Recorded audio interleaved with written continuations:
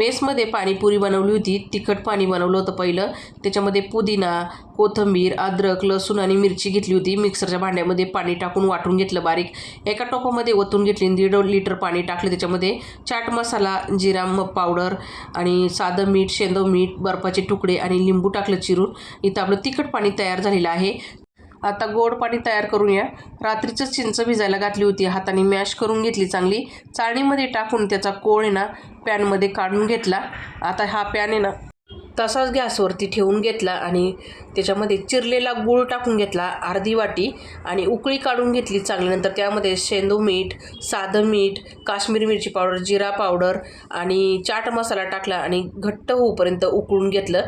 तर इथं गोड पाणी तयार झालेलं आहे आपलं। लगेच इकडं मी रगडा पण तयार करून घेतलेला आहे आणि पाणीपुरी तयार करून घेतली। डिटेल व्हिडिओ आपल्या चॅनलवरती आहे, नक्की बघा।